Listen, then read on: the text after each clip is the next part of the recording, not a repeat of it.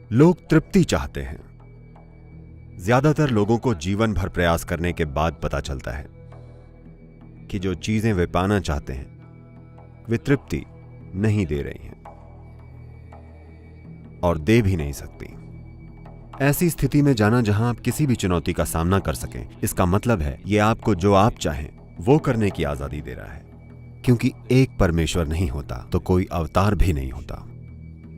अवतार का मतलब है रिपीट परफॉर्मेंस।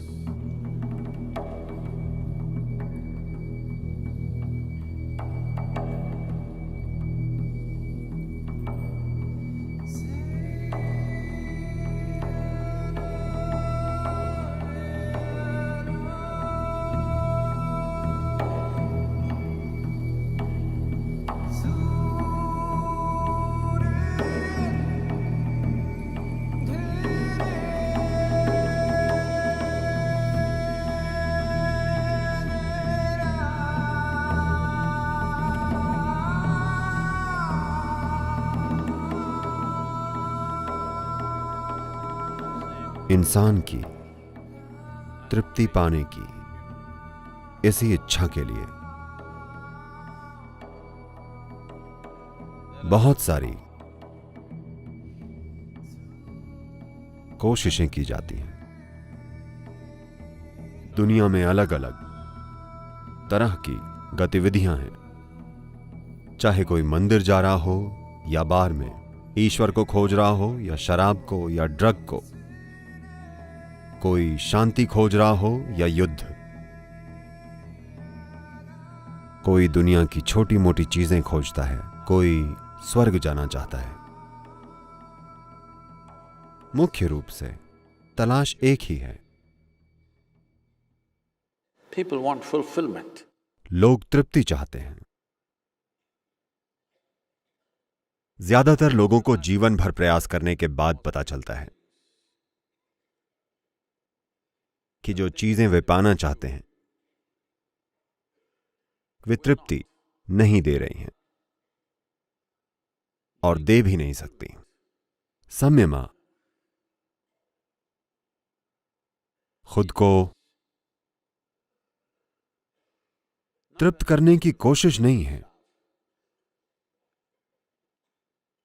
लेकिन उन चीजों को हटाना जो आपके अंदर अतृप्त स्थिति बनाती हैं। आपके भीतर एक प्रक्रिया अभी आपके हाथों में है। आप इस प्रक्रिया को कहां ले जाएंगे यह आपके हाथों में है, लेकिन यह इतनी शक्तिशाली और जीवंत प्रक्रिया है, बहुत शक्तिशाली और जीवंत प्रक्रिया, कि अगर आप खुद को इसके प्रति समर्पित करते हैं तो यह ऐसी चीजें करेगी जिनकी आपने कभी कल्पना भी नहीं की है।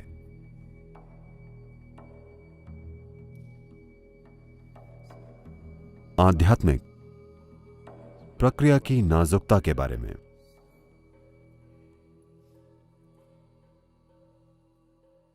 अगर आप मुझसे पूछें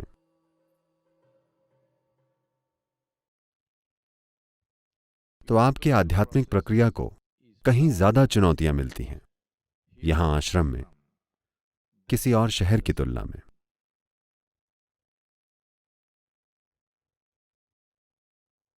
इसे चुनौतियां मिलती हैं और मदद भी मिलती है। यह महत्वपूर्ण है।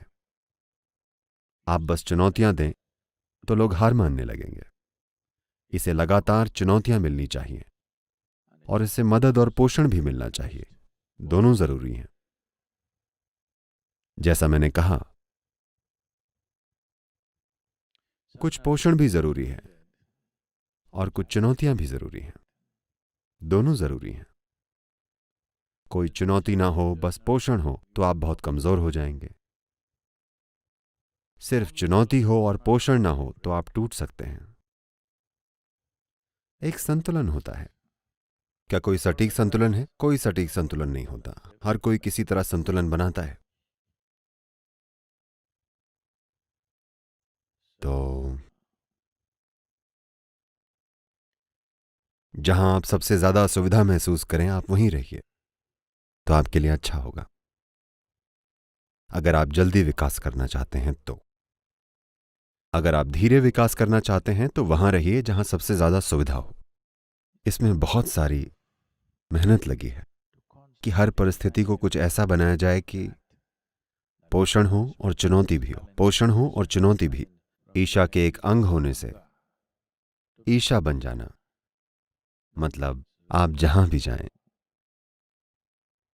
ये एक सा ही हो, कोई फर्क नहीं पड़े। आप बाजार के बीच में हो तब भी आप ऐसे ही हों। आप किसी भी चीज में भागीदारी ले पाएं लेकिन हर चीज से अछूते रहें। तो ये आपके लिए एक सरल टेस्ट है। अगर आपको किसी भी चीज की कमी महसूस हो, सिर्फ लोगों की नहीं, किसी भी चीज की, फिलहाल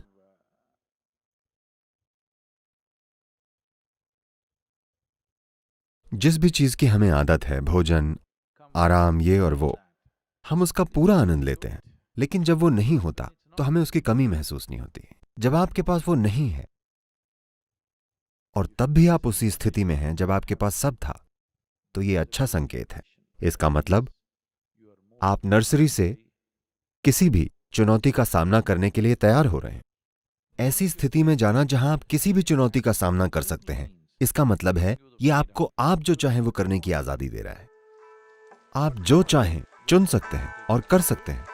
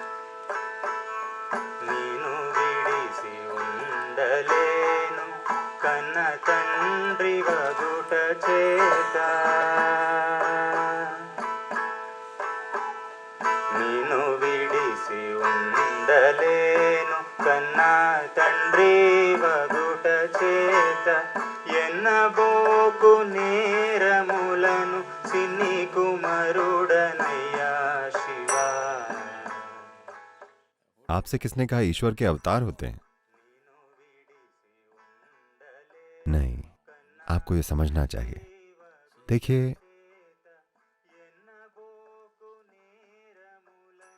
एक परमेश्वर का विचार सिर्फ 3 इब्राहिमी धर्मों से आता है कि कहीं एक ईश्वर है, एक सत्ता है। यह विचार और कहीं नहीं है। इस संस्कृति में यह बिल्कुल नहीं है।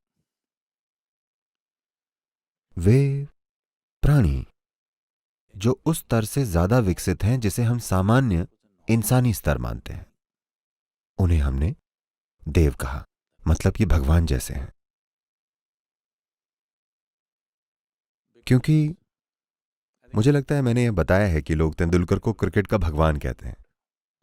सभी आपके पैरों में गिरना चाहते हैं क्योंकि जब वे किसी को देखते हैं जो उनसे ज्यादा विकसित हैं, जिसे वे सामान्य मानते हैं, जिसे वे सामान्य मानते हैं,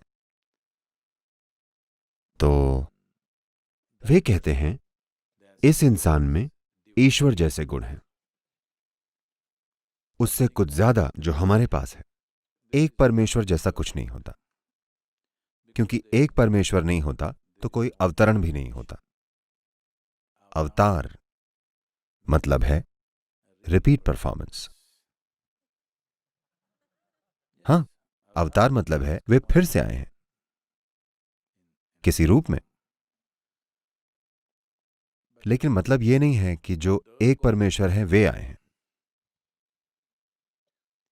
अगर किसी में कुछ विशेष गुण है तो लोग कहेंगे वे शिव के अवतार हैं। आपको यह समझना चाहिए, इस संस्कृति में उदाहरण के लिए वे रमन महर्षि के बारे में बात कर रहे थे। People used to refer to him as Bhagwan. लोग उन्हें भगवान कहा करते थे। भगवान शब्द का सामान्य रूप से, साहित्यिक रूप से मतलब होता है ईश्वर की तरह। कोई संस्कृत जानता है? मुझे बताइए भगवान क्या होता है? ये किन दो शब्दों से मिलकर बना है? एक भाग्यशाली प्राणी, उनका मतलब ये है, ठीक है। लेकिन आमतौर पर इन शब्दों से ईश्वर के बारे में बताया जाता है। तमिल में क्या है? ओह, ये अच्छा है। मैं कुछ और समझता था। Kadval and so like that. If अगर ये मतलब है तो शानदार है कि वे ईश्वर के लिए वो शब्द इस्तेमाल कर रहे हैं जिसका अर्थ है वो जो भीतर ही है। डिक्शनरी में दिया है वो जिसने खुद पर या सृष्टि पर विजय पा ली है। अगर डिक्शनरी में दिया गया है तो ये अद्भुत है और बहुत ही शानदार अर्थ है। वे हमेशा ईश्वर के बारे में इस तरह बताते हैं, वे जो खुद से परे चले गए हैं। शानदार है। तो इस प्रकार के शब्द यहां मौजूद हैं। कोई एक परमेश्वर नहीं है इन भाषाओं में या इस संस्कृति में। तो जब आपने ये प्रश्न पूछा है कि ईश्वर के अवतार यहां कैसे आए, वे यहां आए नहीं, वे यहीं थे और खुद से परे चले गए और वे कडवुल बन गए।